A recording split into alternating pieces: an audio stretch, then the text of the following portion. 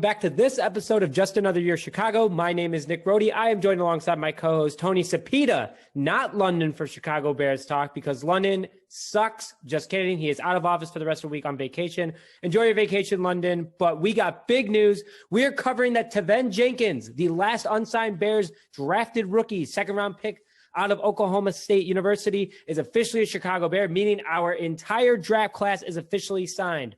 Let's go. But before we begin, we'd like to thank our sponsor, Higher Level Camps.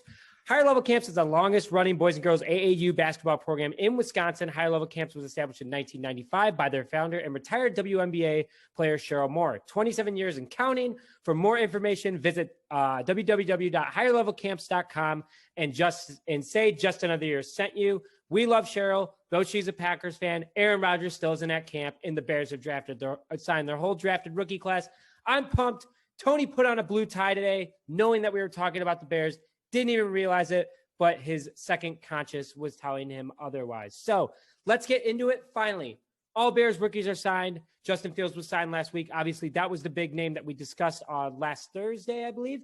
And now today is Teven Jenkins on 6/16/2021, and that completes our rookie signings. The breakdown of Jenkins' contract is that he signed a 4-year, $8.4 million contract with a $3.4 million signing bonus. None of this money is fully guaranteed. At least that hasn't been released yet. But that's not horrible at all for a guy that was projected to go into the first round, and the Bears got him early in the second round. So, Tony, would you take $8.4 million, or are you asking for more money at the end of the day? Because that seems like a pretty good chunk of change to me. Yeah, no, I'm definitely taking the $8.4 million. Especially, he seems like a guy too, at least from what I've seen, where obviously the money's awesome, but at the same time, like he kind of has that chip on his shoulder for dropping, lower in the draft, and he just seems like he is ready to just maul people, and that there's nothing better than that. Like that's just a guy that I think that us Bears fans can really, get behind. Kind of, we all have a chip on our shoulder for being, the doormat for the Packers over however many years. So I think that's a guy that's going to fit right in. And absolutely. And the last guy that we took that was in the second round, that was a projected first round starter. His name was Jalen Johnson, and he turned out to be a pretty good rookie last year. So let's talk about Jenkins as a whole. Who is he? What is he about? Why the Bears took him? He's 23 years old, out of Oklahoma State University. He was all Big 12 selection his final year, so last year before he entered the NFL draft. But he was all conference his sophomore and junior year. He was a redshirt his freshman year, and he was invited to the Senior Bowl, accepted, and dominated. Like you kind of said, he has that chip on his shoulder mentality. He was pancaking guys all over the field. So something that is super exciting for Bears fans to see. But not only that, he's a very large human being. He is 6'6", 317 pounds. He's a big man, and he doesn't look like he's not fat. He's one of those linemen that's like a perfect dad bod lineman. Like, I don't know, Tony, when you see guys like that, you just like know they're just like strong, badass motherfuckers, especially when you look at their tattoos. Yeah, he has mass is what he has. He's not fat, he's definitely not skinny by any means. He has mass. And that obviously is going to help him. Yeah, and that's kind of like, you don't want a fat lineman anymore. Like fat lineman was a totally stereotypical thing that we grew up with. Akeem Hicks is not even fat. He is just a brute of a man. And I would say that's probably the same thing with Jenkins, but he was drafted in the second round. And you kind of said he has that chip on his shoulder because a lot of these analysts were saying that he was a first round selection. A lot of people thought the Bears were going to take him at the original 20 pick, which I would have been fine with because but we got him in the second round. We gave up a few draft picks for him, but he was an absolute steal for the Chicago Bears and a much needed steal because this Bears offensive line is looking awesome. We will get to that in a second, but let's talk about him a little bit more. Tony, what do you think about this guy you kind of hit on it before, but like he is a legit Bear. Like everyone's like Akeem Hicks is a Bear, but he is the Bear on the offensive side of the ball. Like tell me what you're kind of thinking about him and why people should be excited for him. Yeah, you're so right. Like he just really is a badass. It's still, I know, I'm sure you guys have talked about it.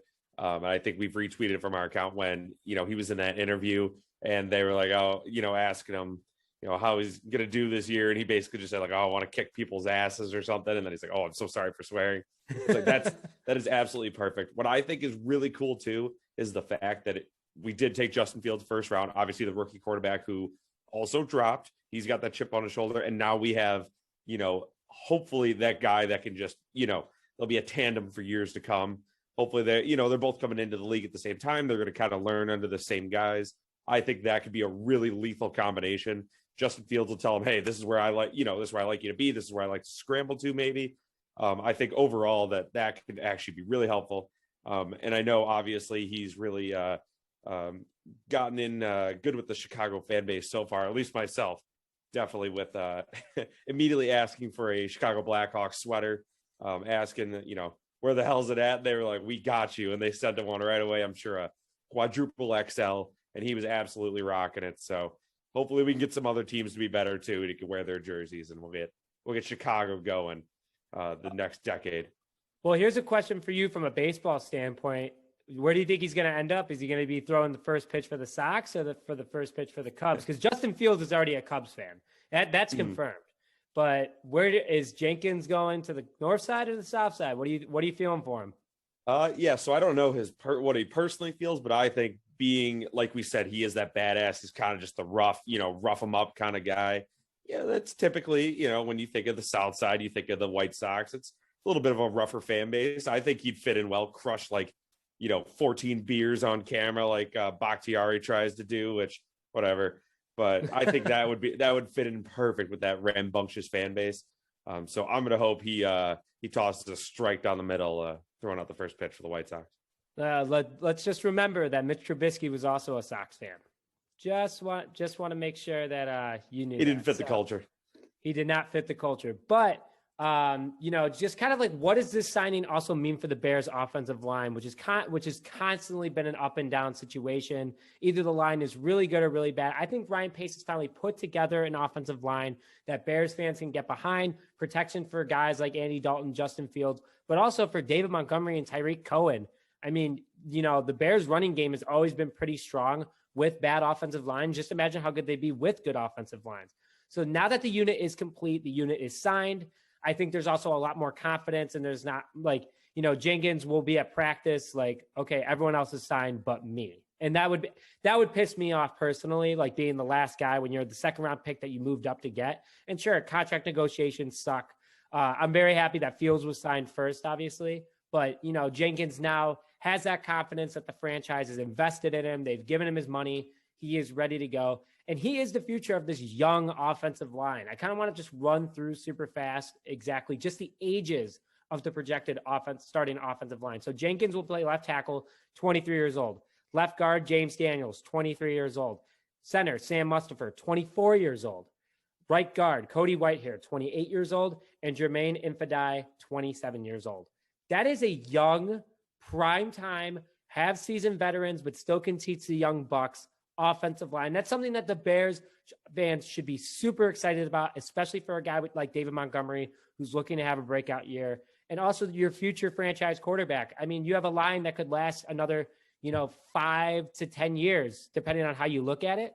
And that's super exciting. So Tony, from your Bears fans perspective, when was the last time a Bears offensive line, you felt this confident about a Bears offensive line? Whenever Olin Kreutz was still strapping up the pads, that's probably watch it. Out. And the reason I say that though is because he was that older vet that really took charge, kept people in line, but also led the guys in the right direction. And that's what I'm kind of excited for with Cody Whitehair. 28, still young, like we said.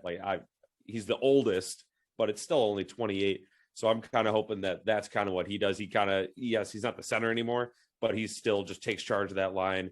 Really shows the guys, kind of what Bears running the ball is all about, what Bears football is all about. And I'm super excited for James Daniels still. Obviously, we missed him last year, but when he did play, 2 years ago, he looked awesome. It was his first year. I think his first start was against the Packers or something. And it was just a guy that, he just knows what to do in general, just really talented, has great fundamentals, but also he just is a hunger for hitting people. And that's all you can ask for out of a young offensive line. Just get out there, maul them. Okay, you're a little too aggressive. Maybe you miss a block, but that's okay. You're young. You're still learning. Get it under control. try to get those big plays. We have big play potential with now Justin Fields and with David Montgomery, as we've seen, can break a couple tackles. Overall, just so excited for this team. I'm gearing back up for it. Let's go. Yeah, Tony's be jumping back on the Bears train soon, as you can see. This was a very, again, last-minute podcast due to London being out of town. So, Tony, thank you very much for jumping on, as always. And thank you very much for tuning in to this episode of Just Another Year Chicago. The Bears draft class is officially signed. Look into all links below for our higher-level camps and our Twitter accounts, and make sure to follow us on Instagram. But thank you very much for tuning in to this episode of Just Another Year Chicago, and we will see you guys next time.